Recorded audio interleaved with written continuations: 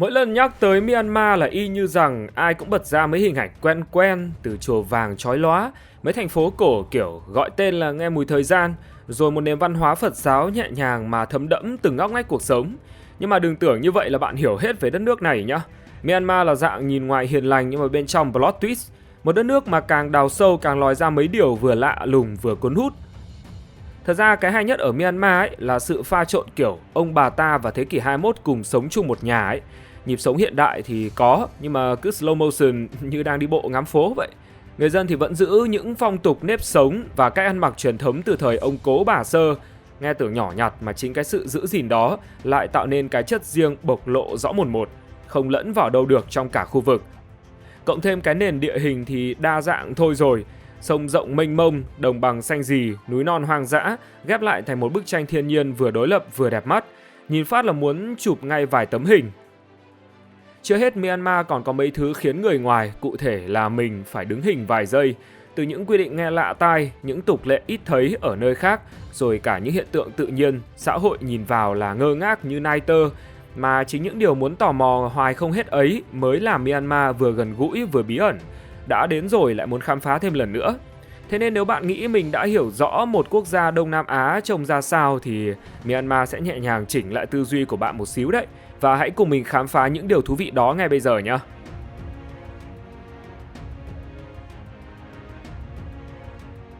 Đàn ông cũng mặc váy. Nói thật là ở nhiều nước thì trang phục truyền thống chỉ lôi ra mỗi khi lễ lạt hay là sự kiện gì long trọng thôi. Nhưng mà người Myanmar thì chơi lớn hơn nhiều. Họ mặc đồ truyền thống mỗi ngày, đi làm cũng mặc, đi chợ cũng mặc, ra đường cũng mặc. Nói chung là full time truyền thống luôn. Lý do đơn giản thôi, mấy bộ đồ này siêu mát, siêu thoải mái, hợp cái khí hậu nóng như giang của xứ họ. Nói chung là trời nóng mà mặc đồ truyền thống là đúng chuẩn cứu rỗi cuộc đời. Mà đặc sản nhất chính là mấy cái người đàn ông Myanmar không mặc quần nhá. Thật đấy, thay vào đó cái họ diện là một mảnh vải có tên là long chi. Vải thì thường bằng cốt tông mềm mềm, rộng rãi thoáng mát. Phần trước bụng thì buộc một cái nút to đùng chắc chắn. Long chi thì ai cũng mặc được, cả nam lẫn nữ, nhưng mà hai bên mặc khác nhau rõ ràng. Đàn ông thì để long chi dài tới chân, kiểu dáng đơn giản nhưng mà rất chất. Còn màu thì cũng nghiêm túc, màu đen, nâu, đất nung, xám. Nói chung là mấy cái tông trầm cho nó ngầu ấy. Vì long chi chỉ là tấm vải gấp lại chứ nó không có nút gài hay là khóa kéo gì hết. Chỉ là gấp lại rồi buộc thôi, nên mỗi lần họ bước đi là lại phải chỉnh một chút cho ngay ngắn. Với lại long chi thì cũng không có túi, nên muốn mang theo đồ thì họ cuộn hết vào phần vải ở thắt lưng. Còn long chi của chị em thì rực rỡ, hoa lá, họa tiết đủ kiểu. Phụ nữ còn có thêm một dải vải có tên là Atet Hersin, kiểu như dây thắt lưng dùng để cố định long chi ấy, nhất là mấy cái loại vải mềm như lụa hay là sa tanh. Nhờ cái dải vải này mà long chi vừa gọn vừa ôm vừa đẹp, nhìn vừa duyên vừa tinh tế, kiểu đi ngang qua là thấy cả một vườn hoa chuyển động theo gió luôn ấy. À mà một điều mình cực ấn tượng nữa là người Myanmar rất chuộng dép xỏ ngón, dễ mang, dễ cởi, tiện vô chùa, tiện đi bộ, tiện đủ đường. Chỉ khi nào cần mặc âu phục, kiểu dự sự kiện quan trọng lắm thì họ mới đổi sang giày thôi. Còn bình thường thì dép xỏ ngón chính là chân ái. Nói chung là nhìn mấy bộ trang phục Myanmar là hiểu liền à, vừa practical vừa mang đậm bản sắc, lại có chút đáng yêu xen lẫn chất chơi. Đàn ông mặc váy ở Myanmar đó là bình thường, nó còn ngầu nữa là đằng khác.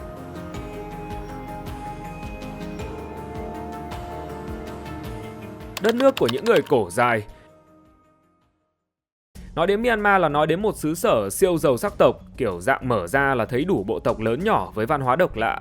Và trong số đó nổi bật nhất phải kể đến bộ tộc Kayan, nơi phụ nữ có chiếc cổ dài, dài đến mức người ta hay ví vui là phiên bản hiêu cao cổ của nhân loại. Nghe tưởng đùa nhưng mà hoàn toàn có thật luôn. Kayan vốn thuộc nhóm người Karen, sống ở vùng sát biên giới Myanmar và Thái Lan. Phụ nữ Kayan có cách làm đẹp cực kỳ độc quyền, thương hiệu, đó là họ đeo những chiếc vòng bằng đồng to tổ bố để kéo cổ dài ra theo thời gian.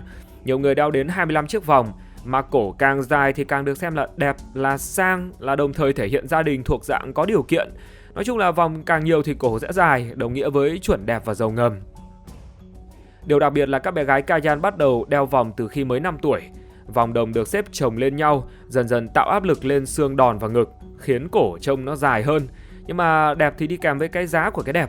Đeo nhiều vòng trong thời gian dài khiến cho phụ nữ Kayan hay gặp vấn đề về sức khỏe. cổ bị đau mãn tính, da quanh cổ mỏng hơn những nơi khác và nguyên bộ vòng có khi nặng đến 10 kg. Nghe mà thấy cổ mình đau dùm luôn ấy. Mà chớ trêu ấy là nếu mà tháo cái vòng ra thì cũng không ổn, bởi do đã quen với trọng lượng và cấu trúc vòng từ bé, nên nếu đột ngột bỏ đi họ có thể cảm thấy mệt, không thoải mái, thậm chí gặp vấn đề nghiêm trọng. Vì phần cổ lúc này quá yếu, giống kiểu bạn tập gym suốt cả năm xong rồi nghỉ cái là tụt phong độ ngay lập tức ấy. Về chuyện tại sao họ lại đeo vòng thì do vấn đề truyền miệng thôi, nên nó lại có vài phiên bản câu chuyện nghe vừa bí ẩn vừa hơi rợn. Một truyền thuyết kể rằng ngày xưa tộc trưởng mơ thấy hổ về cắn người trong làng, nên để tránh tai họa ông yêu cầu bé gái phải đeo vòng từ nhỏ. Còn có giả thuyết khác cua lái sang hướng ngược lại, tức là đeo nhiều vòng là để bớt đẹp, giảm nguy cơ bị các bộ tộc khác bắt đi. Nói chung là nghe cái nào thì cũng hợp lý theo kiểu riêng. Ngày nay thì mọi chuyện đã đổi khác rồi, phụ nữ lớn tuổi trong bộ tộc vẫn giữ truyền thống đeo vòng cổ dài, nhưng giới trẻ thì nhẹ nhàng hơn. Các cô gái vẫn đeo vòng để giữ bản sắc, nhưng ưu tiên loại nhỏ, loại nhẹ để còn đi lại và làm việc cho thoải mái. Chứ đeo bộ 10 kg mà đi chợ thì đúng là challenge nó khó nhằn phết. Và bộ tộc Kayan chính là minh chứng sống cho câu nói mỗi nơi đều một kiểu đẹp. Và cái kiểu đẹp độc lạ này thì thật sự khiến cả thế giới phải tò mò và ngạc nhiên.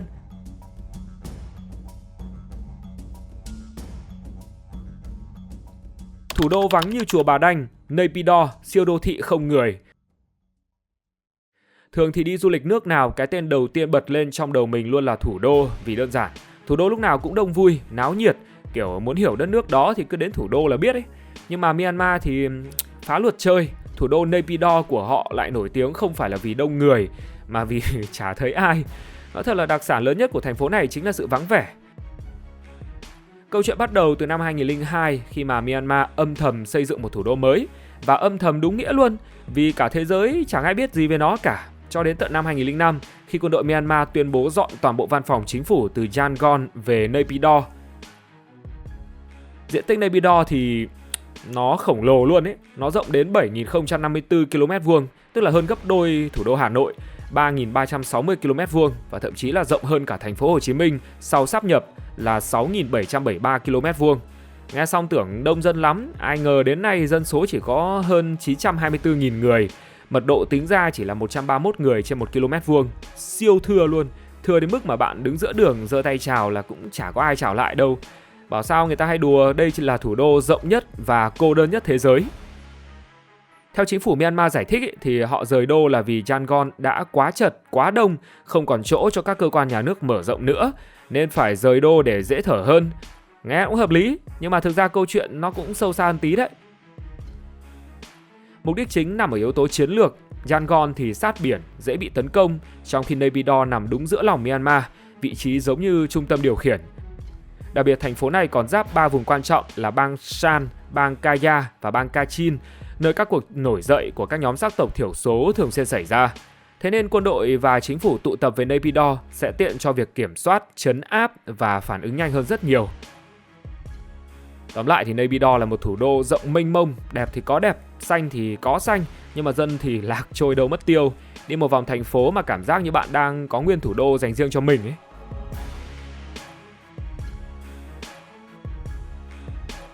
Hakakabo Razi, ông trùm trên đỉnh Himalaya của Đông Nam Á.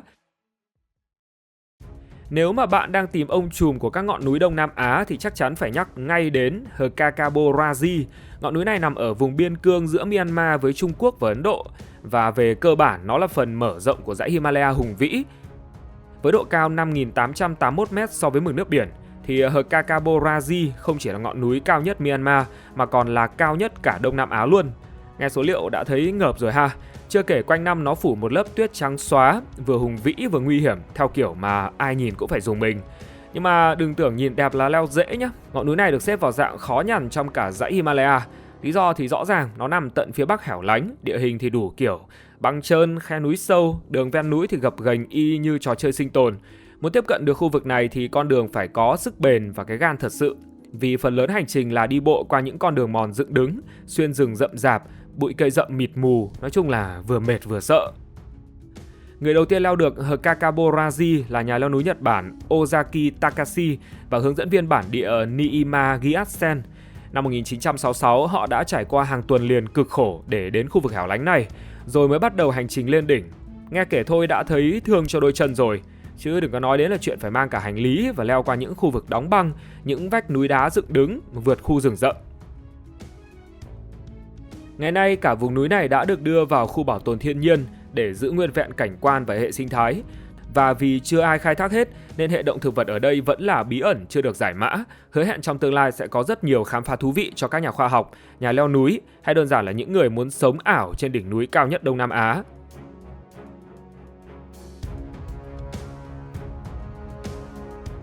Cấm phụ nữ tương tác với nhà sư, quy tắc vàng của Myanmar. Ở Myanmar người ta hay gọi đây là vùng đất của Phật, nghe thôi là đã thấy nghiêm túc rồi. Và đúng như vậy, đất nước này có đủ các quy tắc đặc biệt để bảo vệ các nhà sư, những người được coi là hàng giá trị thật trong tín ngưỡng Phật giáo. Trong số đó, cái quy tắc khiến nhiều du khách ngơ ngác nhất chính là phụ nữ không được chạm vào các nhà sư. Đúng rồi, bạn không nghe nhầm đâu, cái cấm này được xem là tối thượng luôn ấy. Theo đạo Phật ở Myanmar, nhà sư tượng trưng cho sự thanh tịnh, cao quý và tinh khiết, nên việc phụ nữ chạm vào họ dù vô tình hay cố ý thì đều bị coi là làm vấy bẩn cái sự cao quý ấy. Đó là lý do vì sao quy tắc này lâu đời, nghiêm ngặt và được tuân thủ cực kỳ cẩn thận, đặc biệt trong chùa chiền và các tu viện. Nhưng mà không phải chỉ có chuyện chạm trực tiếp đâu nhé. Quy tắc này còn tăng cấp thêm một bậc, đó là phụ nữ không được đưa đồ vật trực tiếp cho nhà sư. Nghĩa là nếu mà bạn muốn cúng dường hay biếu quà, kiểu xin gửi nhà sư chút tình cảm nho nhỏ ấy, thì phải biết cách tinh tế. Cách chuẩn nhất là đặt đồ lên một chiếc khăn hoặc trên bề mặt nào đó, rồi để nhà sư tự lấy, vừa giữ được phép tắc, vừa lịch sự, vừa tránh bị vạ lây. Nói một cách vui vui thì ở Myanmar, phụ nữ muốn tương tác với nhà sư thì cứ kiểu gián tiếp thôi nhá. Vừa an toàn vừa tôn trọng, kiểu là ngắm được mà không sờ được. Nghe cũng khá là thú vị đúng không?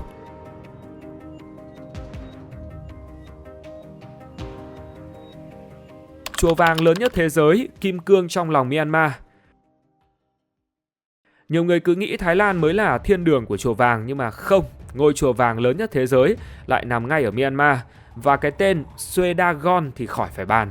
Đây là biểu tượng của quốc gia, vừa là nơi linh thiêng nhất trong đời sống tâm linh của người Myanmar.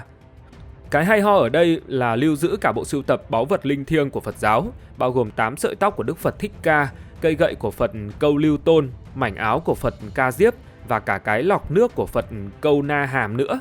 Nói chung là đủ thứ báu vật mà chỉ nghe tên cũng thấy oách. Quần thể chùa thì hoành tráng lắm, khoảng 1.000 ngôi chùa nhỏ nằm rải rác quanh tòa tháp chính, chưa kể 72 đền chùa bằng đá, bên trong thì thờ các bức tượng Phật. Đỉnh tháp chính cao tận 99 m, bao quanh là 1.000 tháp nhỏ, mỗi tháp đều cất giữ những báu vật thiêng liêng. Và bạn biết gì không? Thân tháp dát vàng dòng sáng loáng, còn đỉnh tháp thì gắn cả 1.000 viên kim cương, hồng ngọc, bích ngọc, thêm mấy cái lục lạc vàng lung linh nữa. Đỉnh cao nhất còn có viên kim cương 76 carat luôn ấy. Nếu mà tính tổng số vàng dát trên toàn ngôi chùa thì ước lượng lên đến 90 tấn, tương đương 311.000 tỷ đồng Việt Nam chứ nhiều. Tức là cũng gần 12 tỷ đô la Mỹ theo giá vàng 24K Việt Nam hiện nay. Nghe thôi là đã thấy choáng rồi. Tuy nhiên thì Suedagon cũng không phải là trứng nước mà tồn tại nguyên vẹn theo thời gian. Chùa đã trải qua đủ thứ tai ương từ thiên nhiên và chiến tranh, như động đất năm 1769. Đầu thế kỷ 20 thì lại động đất tiếp, rồi còn một vụ hỏa hoạn khủng khiếp năm 1931. Thế mà chùa vẫn đứng sừng sững, vẫn oai nghiêm và trở thành biểu tượng bất tử của Myanmar. Nói một cách dễ hình dung thì Suedagon không chỉ là chùa mà còn là bảo tàng vàng sống, nơi bạn muốn chạm vào cũng không được vì sợ hư hết báu vật của Phật.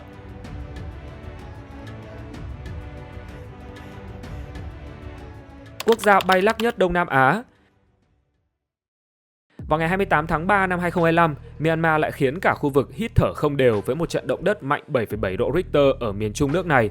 Nói thẳng ra thì thiệt hại cực kỳ nặng nề về người và của, khi 5.352 người tại Myanmar cùng với hơn 11.400 người bị thương, thêm hàng trăm người được báo cáo là mất tích. Nhiều công trình hạ tầng như tòa nhà, cầu đường và đập nước bị hư hỏng nặng. Trong đó có cây cầu nối Mandalay và Sagaing khiến việc cứu trợ thêm phần khó khăn. Hơn nữa, cuộc nội chiến đang diễn ra ở Myanmar đã làm trầm trọng thêm những khó khăn trong công tác cứu trợ thảm họa. Nhưng mà cơn rung này không chỉ dừng lại ở Myanmar mà còn lan sang tận các nước lân cận. Ở Việt Nam, người dân sống trong các tòa nhà cao tầng ở Hà Nội và thành phố Hồ Chí Minh cũng cảm nhận rõ rung lắc. Còn tại Thái Lan thì cũng có đến 103 người thiệt mạng cùng một tòa nhà cao tầng đang xây dựng ở Bangkok sụp đổ. Nguyên nhân thì lại khá là trời ơi đất hỡi. Tất cả bắt nguồn từ đứt gãy Sagaing, ranh giới kiến tạo giữa mảng Ấn Độ và mảng Á Âu. Hai mảng này trượt ngang nhau với tốc độ khoảng 18 mm mỗi năm, tích tụ năng lượng đến mức quá tải rồi giải phóng đột ngột, thế là rung đất thôi. Đứt gãy Sagaing vốn đã từng gây ra không ít trận động đất kinh điển trong lịch sử Myanmar. Ví dụ điển hình là năm 1912 ở Maimio, nay là Pin O Luin, trận động đất 7,9 độ Richter đã làm sạt lở đất đá và phá nát nhiều công trình. Năm 1930 ở gần Bago, động đất mạnh 7,3 độ Richter khiến khoảng 500 người chết. Nhiều công trình lịch sử bị phá hủy, trở thành một trong những trận động đất gây tử vong cao nhất thế kỷ 20 ở Myanmar. Sau đó thì vào năm 1946, 2011, 2012 cũng ghi nhận các trận động đất tầm 7 độ Richter, cứ như là bản nhạc rung chấn định kỳ vậy. Mới đây hơn là năm 2016, một trận 6,8 độ Richter gần Bagan làm 3 người chết, hàng trăm ngôi đền cổ bị hư hỏng nặng. Nhắc nhở rằng Myanmar không chỉ là vùng đất của vàng hay chùa chiền, mà còn là vùng đất bay lắc. Nếu mà ví Myanmar là một nhân vật thì chắc chắn là kiểu người vừa xinh đẹp vừa hung dữ, lúc nào cũng khiến mọi người vừa mê vừa e dè.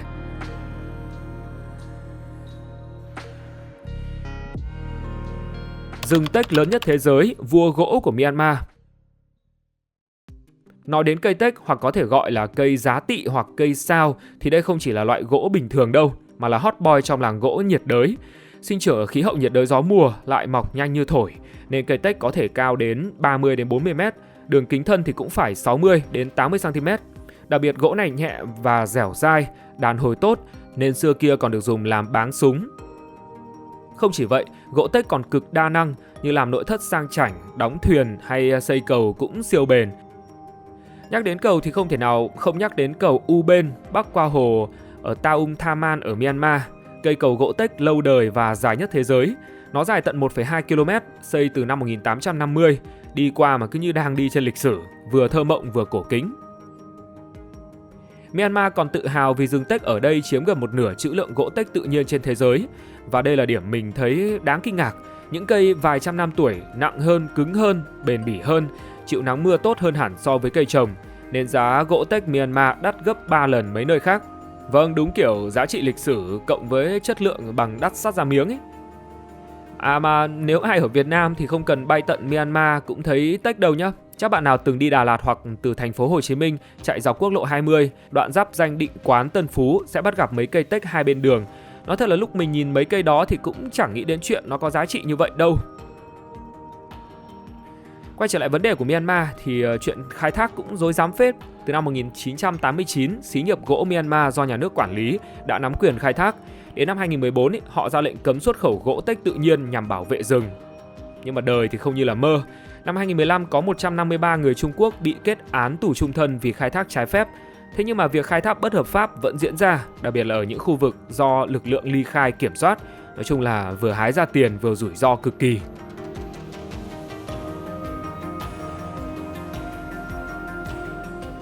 Con sông dài nhất Myanmar, xương sống của đất nước. Nếu mà nói về sông Irrawaddy thì đây chính là ông hoàng của mọi dòng sông ở Myanmar luôn. Nó dài tận 2.288 km với lưu vực rộng 404.200 km vuông, chiếm gần 60% diện tích đất nước. Con sông này chia đôi Myanmar thành hai nửa rõ mồn một, bắt đầu từ nơi hợp lưu của sông Enmai và sông Mali ở phía bắc, rồi bon xuống phía nam, uốn lượn qua đồng bằng sông Irrawaddy, cuối cùng chảy thẳng ra biển Andaman. Không chỉ là một dòng sông chễm chệ trên bản đồ, Irrawaddy còn là cái nôi văn minh của Myanmar, mang theo lịch sử rực rỡ từ thời cổ đại đến tận ngày hôm nay. Và tất nhiên giờ đây thì nó cũng chính là tuyến đường thủy thương mại số 1 của cả nước. Hàng hóa, người dân, du khách, cái gì cũng đi qua đây hết. Sông Irrawaddy có đến 5 phụ lưu chính, đó là Thai Bỉnh, Xuê Ly, Mít Nghê, Mu và Chin Win. Trong đó thì Chin Win là nhánh to bự nhất, dài đến 1.207 km. Nó uốn lượn qua núi rừng và còn nguyên hệ sinh thái hoang sơ nên khó tiếp cận, nhưng lại là đường vận chuyển hàng hóa và nguồn cung cấp gỗ teck, hổ phách, ngọc bích, thủy sản cực kỳ quan trọng. Nói một cách khác thì Chin Win vừa là siêu thị tự nhiên vừa là tuyến đường giao thương chính. Năm 2007, chính phủ Myanmar nhảy vào và dự định xây 7 đập thủy điện dọc Irrawaddy, tổng công suất cực khủng lên đến 13.360 MW, trong đó đập Mitson là to nhất. Bất chấp lời cảnh báo của các nhà môi trường rằng việc xây dựng con đập khổng lồ này sẽ gây ra những lo ngại đáng kể về mặt sinh thái và xã hội học, nhất là đồng bằng sông Irrawaddy đang ngày càng sụt lún. Khi điều đó xảy ra, bão có thể xông thẳng vào đất liền, gây tác động lớn đến hàng triệu người. Nói chung là chuyện nghiêm trọng mà cũng đáng để suy ngẫm.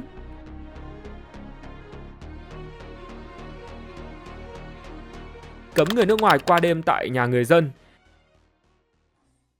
Nghe đến đây chắc nhiều bạn nghĩ là có gì đó sai sai đúng không? Bởi Myanmar vốn nổi tiếng với lòng hiếu khách mà lại không được ngủ qua đêm tại nhà người dân thì hơi lạ. Nói thật là lúc đầu mình đọc được cái tin này thì mình còn đọc nhầm thành người nước ngoài được ngủ qua đêm tại nhà người dân cơ. Ai dè không phải như vậy. Cụ thể thì theo luật của họ, nếu bạn được một gia đình cho ngủ qua đêm mà không khai báo với chính quyền thì chủ nhà có thể gặp rắc rối cực kỳ to. Vâng, từ hình phạt hành chính cho đến hình sự luôn. Nghe thôi là muốn thấy cuốn gói chạy thẳng ra ngoài khách sạn ngủ rồi. Thực ra thì cái quy định này là do quân đội đặt nhằm kiểm soát việc di chuyển, chặn các cuộc phiêu lưu bất ngờ hay các tình huống rắc rối khi bạo loạn đang căng thẳng. Nói nôm na là hạn chế người lạ qua đêm đồng nghĩa với việc tránh drama và giảm nguy cơ hỗn loạn xã hội. Nhưng mà các bạn cũng yên tâm, điều này không có nghĩa là bạn phải tránh xa dân địa phương đâu. Bạn vẫn có thể ăn một bữa cơm chung, tham quan nhà, kể chuyện phiếm, thậm chí là chơi đùa với mấy đứa trẻ. Đúng rồi, những hoạt động xã hội kiểu bình thường thì vẫn ok hết. Còn nếu mà bạn chịu khó khai báo đầy đủ với chính quyền thì biết đâu việc tá túc một đêm thì cũng không quá khó khăn.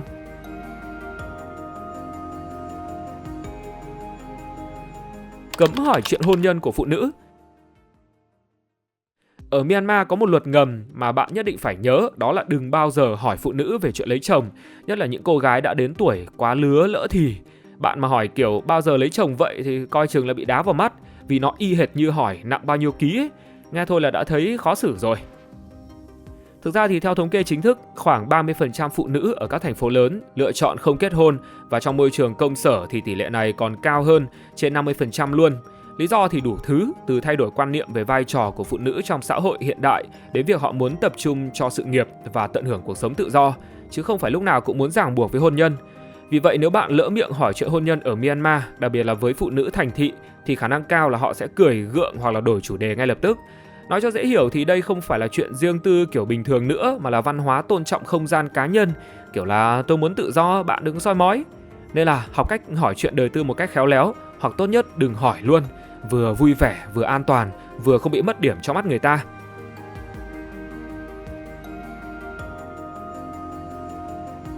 Cấm để lộ đầu gối ở nơi công cộng. Ở Myanmar thì dù thời tiết có nóng như nướng bánh mì quanh năm đi nữa thì cũng đừng nghĩ là sẽ được thoải mái mặc quần short hay là váy ngắn nhé. Bởi vì nhà nước không cho phép điều này xảy ra. Lý do á? Bởi vì nó xung khắc hoàn toàn với giá trị truyền thống và tôn giáo ở đây chứ sao nữa. Trong văn hóa Myanmar, sự kín đáo trong trang phục là cực kỳ quan trọng. Đặc biệt khi bạn ghé thăm chùa, đền hay là bất cứ nơi linh thiêng nào. Chỉ một cái để lộ đầu gối thôi cũng đủ khiến người ta nhăn mặt, kiểu là thiếu tôn trọng thần linh rồi ấy. Và quy tắc này không chỉ dành cho phụ nữ mà cả cánh đàn ông cũng phải tuân theo. Vì vậy mà người dân thường quấn long chi, cái loại váy dài truyền thống để che kín thân, nhìn vừa thanh lịch vừa mát mẻ. Mà nếu mà bạn định đi chùa hoặc là các nơi linh thiêng thì không chỉ đầu gối đâu, vai cũng không được để trần. Vì để lộ vai hay là đầu gối là kiểu phản cảm và kém đứng đắn trong mắt của họ. Nghe nó căng đúng không? Nhưng mà thật đấy. Nên là nếu mà không muốn bị cảnh báo hay cảm giác ngại ngùng khi bước vào chùa Suedagon hay là Bagan thì tốt nhất là chuẩn bị quần áo dài, thoải mái mà vẫn kín đáo vào. Vừa tôn trọng văn hóa, vừa tự do khám phá. Nghe có vẻ ngon lành hơn là kiểu vừa bị nóng vừa bị người ta nhìn như là khách không mời mà đến. Vậy đấy, Myanmar không phải là một vùng đất có thể gói gọn trong vài tấm ảnh đẹp hay là vài câu mô tả nhanh. Đây là nơi mà mỗi phong tục, mỗi dòng sông, mỗi ngọn núi, mỗi quy tắc nhỏ bé đều mang theo cả một chiều sâu văn hóa, lịch sử và cả những câu chuyện đặc biệt của riêng nó. Từ chiếc lông di giản dị và đầy bản sắc đến bộ tộc cổ dài Kayan khiến cả thế giới tò mò. Từ một thủ đô rộng mênh mông nhưng vắng vẻ đến mức siêu thực cho tới những rung chấn địa chất khiến cả khu vực phải dè chừng. Rồi những rừng tếch cổ thụ, những con sông rộng lớn nuôi sống hàng triệu người, tất cả ghép lại tạo thành một Myanmar rất thật, rất mạnh mẽ và cũng rất khó đoán. Điều khiến Myanmar trở nên cuốn hút không chỉ nằm ở vẻ đẹp bề ngoài, mà ở chính cái cách mà đất nước này vận hành theo nhịp điệu riêng của mình. Chậm rãi nhưng không hề tụt hậu, truyền thống nhưng không hề cứng nhắc, bí ẩn nhưng lại vô cùng chân thật. Bạn càng đi sâu càng nhận ra rằng nơi đây không chỉ là điểm đến để du lịch, mà là nơi để quan sát, để lắng nghe, để hiểu thêm về một thế giới vận hành theo những quy chuẩn rất khác với sự quen thuộc của chúng ta. Và có lẽ đó mới là điều khiến Myanmar trở thành điểm đến đặc biệt đến vậy.